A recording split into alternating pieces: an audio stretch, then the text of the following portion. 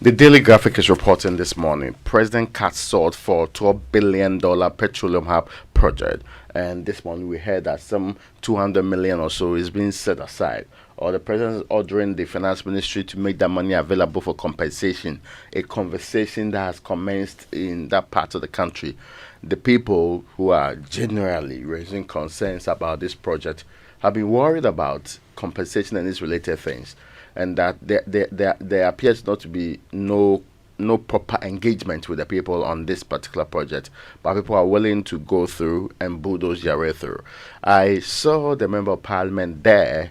I'm not sure whether she is with those who are protesting or she's for the project, because I saw a chief issue a statement that he's in support of the project too. It's a huge tract of land that has been taken for the project, and hopefully we can settle this matter properly. Engagement is important for proper peaceful what they call it, relay of policies, or else you'll be going back and forth on a matter that could be easily resolved. I don't know why we like doing these things to ourselves. I say somebody ought to teach us how to do some of these things. The other point is that if you ought to pay compensation, at least let it be known and properly done. Let it not be the case that a few people will make it look like they own the place, and they have actually explained differently that the structure that the rest of the country has, that chiefs hold, and in case chiefs are supposed to be custodians of land for and on behalf of their people. The same way we say the president is the custodian of lands in the country for and on behalf of their people. So it doesn't mean that chiefs can constitute themselves into automatic representatives who say everything and nothing can be challenged. And that's the challenge you would have in a democracy that has space for other traditional authority, seeking among other things to uphold the traditional authority, almost as if that is akin to the power that the people should have. It is needless acrimony you create out of the system. And it's only reasonable that the people are engaged properly. And I'm happy that they say they are going to pay them the compensation. Yeah. It should not be payment on paper, like we mostly do with our projects we like should that. Pay them. Yes, make sure that they are paid, and if possible, listen to their concerns and listen to the issues they are raising too. We are all Ghanaians. It is one Ghana, right? Anyway, that's on the front page of the Daily Graphic. And the other one is a peace, a collective duty. This is a member of the Peace Council telling all of us that it's not the job of the council alone to ensure peace before, during, and after elections. It is all of us our responsibility to do so too. The other story: voters exhibition begins today. So today, there are two options, right? Mm-hmm. Those who are to use the short code, Yeah, short code. Yeah, not short code. You know, short code is different, right? Yeah, that's for banks. Yeah, short code is for mobile transactions. Yeah, I almost called it short code and short code. So which one are you talking about? Short code. They're short. The mobile code. transactions. Yes. Okay. So you can use that to check your placement in the register if you registered. Some of us, even with the last minute opportunity offered, were still unable due to ill health reasons. We are hoping that in the future, or future being very soon, we will live by the principle established so many years ago: continuous registration. Continuous registration means that when Aaron turns 18, he can move straight to the you're over 18. All right. Well, when he turns 18, he can go straight to the district office and go and get registered. Some of us who were deprived of registration opportunities in times past can also avail ourselves to the process. So that it's not every day go and join queue before you can get yourself registered. And the EC chairperson is on the front page. The exhibition is important. That's how you get to know whether you are truly in the register. Yeah, I mean, that's how we'll get to know whether Richard Ahangba is in the register.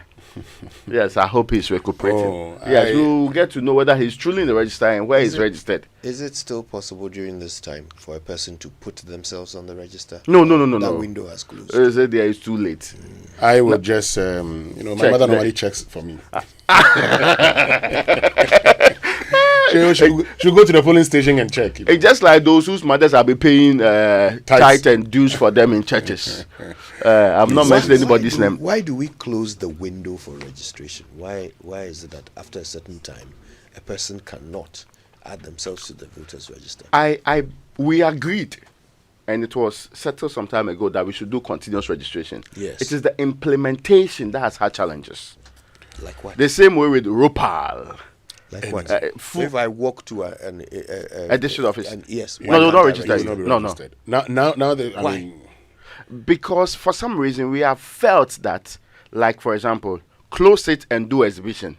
So when we give copies to political parties, we don't want to be seen as there's suspicion that the adding on might happen on the blind side of these political parties. hold And on. no, I get you. It sounds preposterous on the face of it, but Because well, political parties, this is the problem. Political parties always want to be around when we start a registration exercise. The two main political parties do not trust each other to do the right thing. What The it belief- means is the they don't belief trust is that- the EC. It's not about trusting each other. It's about trusting the EC. If they trusted the EC, they wouldn't think that they would allow for those who are not eligible to be on the register to join it. I've shared this letter before. I received a letter and an email from the United Kingdom people, the Yes! EC, asking me 3 options of registration: whether I am filling the form online or the form attached and sending it back to them via email, or I am willing to walk to an office to go and do it, or the third one, I will post that form to them. All 3 options given to me. So you Sitting see- in my room, you see- I could do any of them. You see- In fact, they even said if I did not fill it and return that form by the options given me, I may be fined. Look, So I should avail myself to the process. Kojo, this is Maybe the we'll point. get there someday. Kojo, this is the point. It's a bit about trust. This is the point. So you have, let's say you can go and register at the EC district office. The district director there, or whoever may be there, doesn't know everybody within the community. So let's say, Kojo, you show up and you say, then Raymond is your guarantor, and Raymond says you are 18 years. You don't have a Ghana card. Raymond is your guarantor. He says you are 18 years. That EC director may not have a way of checking. Subsequently, when the register is exhibited, people may come and say, this can guy challenge it, can yes. challenge it. But because that is also problematic, not many people go and challenge when the register is exhibited. The political parties are the ones who normally would raise doubts about the age of this person and say, oh, no, this guy is not 17. He's not 18. So, yes, while you may raise concerns about mistrust of the EC, because, again, that's something that we say, it is only in Ghana that when political parties are in opposition, they don't trust the EC. And when parties are in government or in power, they trust automatically become friends friends with with the the EC. But it's also because the political parties don't trust each other to do the right things. Precisely. At all costs, they will try to, beat the system. And that's where the challenge is. So, and I'm glad you've explained it that way, because what it look, if it wasn't for the fact that they didn't think the EC was a good enough gatekeeper, perhaps what they would have said was, look, for anyone who wants to join the register using a guarantor, it has to be in an organized process at an exhibition. Sorry, not an exhibition. What is it called? Registration. Registration exercise, so that everyone can come and check, and people in the community can tell you this one is not 18 and so forth. That makes sense. But if someone has their Ghana card or their any other recognized ID, you should be able to walk into an office and register. Yeah. And again, political You see? parties are not the only stakeholders in our elections. Nobody should be held to ransom. So merely why- because why- the political exactly. party but believes that, then- and they are determining whether I'm then- Ghanaian then- or not Ghanaian. then- in then that there's way. No, the- no, You get my point. Yes, then there's the other problem. Parliamentary elections. So where they have safe seats, Yeah. they actually would arrange and move, voters from Numbers that to other places. to other constituencies to make sure they win. I mean, later, when we're on a break, I'll tell you Indirect how, gerrymandering. I'll tell you how people won seats in other parts of the country because they're close to safe seats.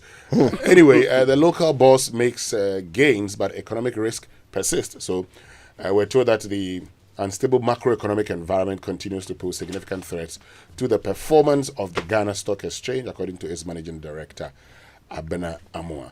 Revenue projections not in sync with reality. IFS, so the Institute for Fiscal Studies, has cast doubts on the government's revised revenue projections for 2024, indicating that they were out of sync with reality and not achievable. And then the third quarter edition of the Graphic Business Stanbic Bank Breakfast Meeting comes off today. Yeah. Under the theme, the remittance ecosystem impact on the economy. And so partner and Africa leader for infrastructure and capital projects and economic advisor at Deloitte Africa, Yao Apialate, will be the speaker. And after him, we'll open the floor for all the questions. When I used to be beneficiary of remittance, those days we are really. Now it is me who has Now to you are be the sharing. remitter. Oh, so this uncle position is a difficult position to be in. Winston. Oh no! It was way easier on the other side. Anchor position, there's no easy. Oh no! It's we should be remunerated for doing this job.